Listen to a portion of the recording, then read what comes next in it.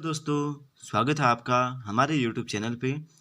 तो दोस्तों, पिछली वीडियो में हमने जो विशेषण का हम टॉपिक पढ़ रहे थे उसका जो है पहला जो पार्ट है उसको हमने कवर कर लिया है, जिसमें हमने विशेषण को जो है डीपली कवर करते हुए सार्वनामिक विशेषण को हमने कवर कर लिया है, जो कि विशेषण का जो पहला भेद है सार्वनामिक विशेषण, उसको हमने कवर कर लिया है। दोस्तों, आज के इस वीडियो में जो 3 अन्य भेद हैं विशेषण के, उनको हम कवर करने वाले हैं। तो चलिए दोस्तों, वीडियो को शुरू करते हैं। देखिए दोस्तों, गुणवाचक विशेषण, पिछली वीडियो में हमने जो है सार्वनामिक विशेषण के बारे में पढ़ा है। ठीक है दोस्तों, अगर आपने नहीं देखा है तो आप इसका पहला पार्ट देख के उसको आसानी से देख सकते हैं। उसमें हमने बहुत ईजी तरीके से कवर किया है। तो दूसरा भी जो दोस्तों हमारा आता है विशेषण के अंतर्गत, वो है गुणवाचक विशेषण। इसकी डेफिनेशन क्या कहती है दोस्तों? जब किसी वाक्य में व्यक्ति की दशा, गुण, दोष, भाव, स्वभाव, आकार, अनुरूप, रूप, रंग आदि का बोध हो, वहाँ गुणवाचक विशेषण होगा। दोस्तों, कहने का मतलब ये है कि ऐसा विशेषण जिसमें क्या क्या किया जाता है, गुण, दोष, भाव, स्वभाव, आकार, अनुरूप, रूप, रंग, दशा आदि चीज़ों का जो है हमें वर्णन मिलता है। ठीक है, आदि चीज़ों का हमें भाव मिलता है, आदि चीज़ों का हमें बोध होता है, वहाँ पे गुणवाचक विशेषण हो जाता है। ठीक है दोस्तों, जैसे एग्जाम्पल में देखो, उसकी नाक टेढ़ी है। अब देखो, टेढ़ी जो है इसके यहाँ पे क्या है, टेढ़ी है, उसकी नाक टेढ़ी है। टेढ़ी क्या है? टेढ़ा एक आकार है दोस्तों, क्या है? आकार है। ठीक है, उसके बाद देखो, भारतीय मोटी लड़की है। मोटी क्या है इसका दोस्तों? मोटी इसका आकार या फिर रूप है। मोटा क्या है इसका? आकार कह सकते हैं, रूप कह सकते हैं, मोटा आकार या रूप है। ऐसे ही वह सुंदर लड़की है। इसमें सुंदर क्या है? गुण है क्या? दोष है? भाव है? स्वभाव है? सुंदर उसका रूप है। ठीक है, वह लड़की सुंदर है। तो ऐसा विशेषण जिसमें किसी वाक्य में व्यक्ति की गुण, दशा, दोष, भाव, स्वभाव, आकार, अनुरूप, रूप, रंग आदि का बोध होता है, ऐसा वाक्य जिससे हमें किसी व्यक्ति की दशा, गुण, दोष, स्वभाव, भाव आदि का जो है क्या होता है, बोध होता है, वहाँ पे गुणवाचक विशेषण होता है। दोस्तों, आप ये डेफिनेशन याद कर लीजिए। गुणवाचक विशेषण में स्वभाव, भाव, गुण, दोष, दशा, आकार, अनुरूप, रूप, रंग आदि का चीज़ का जो है बोध होता है। ठीक है दोस्तों, अब गुणवाचक विशेषण के लगभग 7 भेद होते हैं। ठीक है, कितने भेद होते हैं? 7 भेद होते हैं। तो हमने इसमें जो विशेषण है उसको हमने डीपली कवर किया है, तो हम इसको डीप में ले जाते हुए ज़्यादा डीपली इसको पढ़ रहे हैं। ठीक है, नहीं तो गुणवाचक विशेषण में केवल ये पूछा जाएगा आपसे कि निम्नलिखित में से कौन सा विशेषण है। 4 जो है MCQ दे दिए जाएंगे, उनमें से गुणवाचक विशेषण कौन सा है, इस टाइप से पूछा जाएगा। ठीक है दोस्तों, तो ये डेफिनेशन याद करके भी जो है आपका काम बन सकता है। ठीक है, अब इसको हम डीपली जानते हैं कि गुणवाचक विशेषण क्या होता है। गुणवाचक विशेषण के लगभग 7 भेद होते हैं। कालवाचक, स्थानवाचक, आकारवाचक, रंगवाचक, दशावाचक और गुणवाचक विशेषण, दोषवाचक विशेषण। ठीक है, तो इसके बाद स्पर्शवाचक विशेषण और अगला क्या है, गंधवाचक विशेषण। तो दोस्तों, इस प्रकार से इसके प्रकार होते हैं। पहला जो भेद है कालवाचक विशेषण, इसको हम जानते हैं ये क्या है। कालवाचक विशेषण, देखो इससे क्या होता है, काल का पता चलता है। ठीक है, जैसे प्राचीन, वर्तमान, आगामी, नवीन, नूतन, भूतकाल, नया, पुराना आदि जो है कालवाचक विशेषण से काल का पता चलता है। ठीक है, उसके बाद देखो दोस्तों, स्थानवाचक विशेषण, स्थान का बोध होता है, आगे, पीछे, नीचे, दाएं, बाएं, स्थानीय, ग्रामीण। ठीक है, स्थानवाचक विकल्प न मिलने पर गुणवाचक विशेषण होगा। ठीक है, अगर आपको स्थानवाचक नहीं मिलता है तो वहाँ पे गुणवाचक विशेषण दोस्तों इसका हो जाता है। उसके बाद देखो दोस्तों, आकारवाचक विशेषण क्या होता है, टेढ़ा, सीधा, तिरछा, गोल, त्रिभुज, वर्गाकार। तो दोस्तों, कालवाचक विशेषण में काल का पता चलता है। ठीक है, जैसे कालवाचक विशेषण है तो इसमें काल का पता चलता है, जैसे प्राचीन काल, वर्तमान काल, आगामी काल, नवीन काल, नूतन काल, भूतकाल, नया काल जो है, पुराना, इस टाइप से जो है कालवाचक विशेषण में कंप्लीटली काल का पता चलता है। ठीक है, जैसे काल नाम से ही पता है कालवाचक, तो प्राचीन काल, वर्तमान काल, आगामी, नवीन, नूतन, भूतकाल, नया, पुराना जो है, जो कि काल से संबंधित है, वो कालवाचक विशेषण में आ जाता है।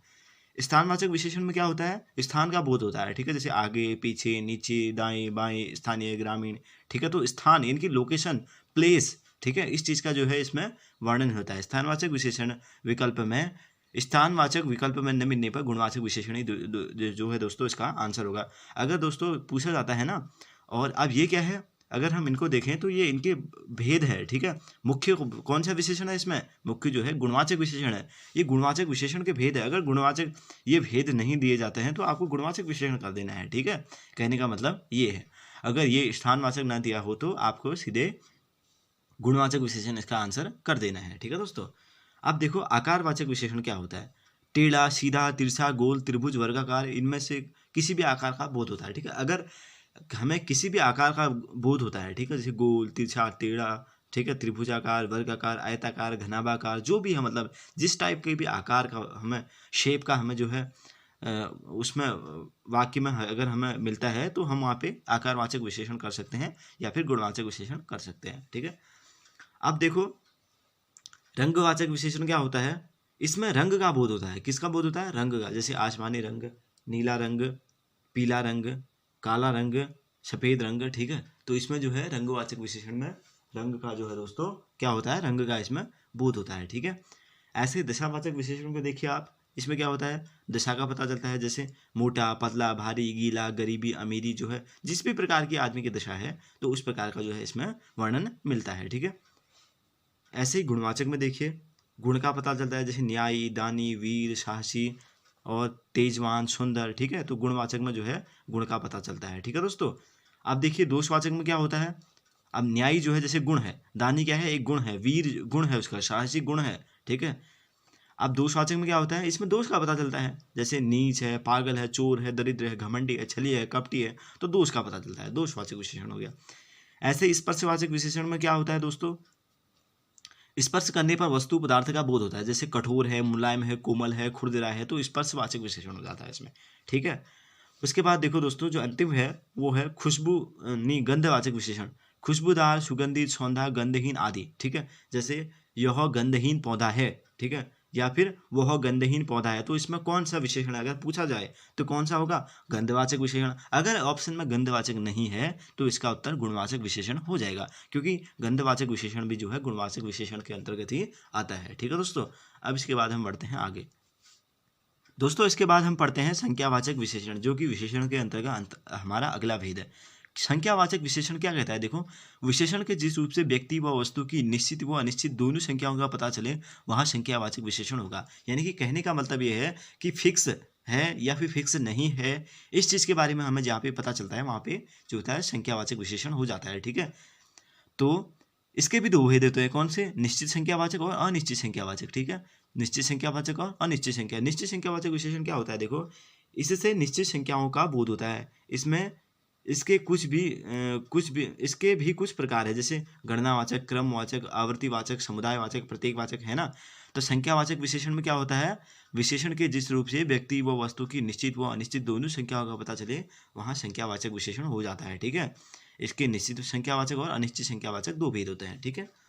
निश्चित संख्यावाचक क्या होता है, इससे निश्चित संख्याओं का बोध होता है। ठीक है, निश्चित संख्यावाचक निश्चित संख्या है। ठीक है। इसके भी कुछ प्रकार है। जैसे गणनावाचक, क्रमवाचक, आवर्तीवाचक, समुदायवाचक, प्रतीकवाचक। अब गणनावाचक क्या होता है, देखो जहाँ गिनती की सूचना मिलती हो, जैसे 1 2 3 4 5 2, अभी फिक्स है ना दोस्तों, ये फिक्स है, तो ये निश्चित संख्यावाचक विशेषण के अंतर्गत आ जाते हैं। ठीक है। संख्यावाचक तो एक तो संख्या तो है ही, लेकिन ये कैसे है, निश्चित है। 1 है तो फिक्स है, वो 2 है तो फिक्स है, 3 है फिक्स है, 5 है फिक्स है, 50 है फिक्स है, 100 है, 1000, 10,000, लाख, जितने भी है वो फिक्स है। ठीक है, तो गणनावाचक विशेषण के अंतर्गत आता है। अगला देखो क्रमवाचक विशेषण, ये क्या होता है, व्यक्ति व वस्तु की वास्तविक स्थिति का पता चलता है इसमें। ठीक है, व्यक्ति व वस्तु की इसमें वास्तविक स्थिति का पता चलता है, यथार्थ क्रम का पता चलता है। जैसे पहला, दूसरा, तीसरा, चौथा, 10वां, 1000वां आदि जो है क्रमवाचक, इसमें क्रम का पता चल जाता है। ठीक है, पहला है, दूसरा है, 10वां है, 50वां है, 1000वां है, क्रमवाचक विशेषण। ठीक है, क्रम कहते हैं ना, इसका पहला क्रम है, इसका दूसरा क्रम है, इसका तीसरा क्रम है, इसका चौथा क्रम है, इसका 10वां क्रम है। ठीक है, तो क्रमवाचक विशेषण। ठीक है, किसके अंतर्गत आता है, क्रम, पहला दूसरा, क्या होगा पहला दूसरा, संख्या, तो संख्यावाचक विशेषण के अंतर्गत। ठीक है दोस्तों।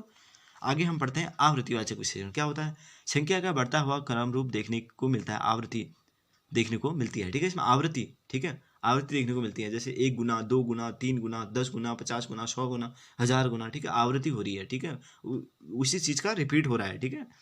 अगला क्या है, देखो समुदायवाचक, जहाँ पर 2 या 2 से अधिक संख्या का पता चलता है। जैसे 2, दोनों, तीनों, दसों, हजारों, सैकड़ों, लाखों, जो है समुदाय का पता चलता है, ग्रुप्स का। ठीक है, समुदाय का, तो वहाँ पे समुदायवाचक विशेषण हो जाता है। ठीक है दोस्तों। उसके बाद हम पढ़ते हैं प्रत्येकवाचक विशेषण। 1 1, 2 2, सवा सवा, हजार हजार, हर एक, प्रत्येक आदि चीज, ऐसी चीज़ का इसमें बोध होता है प्रत्येकवाचक में। ठीक है।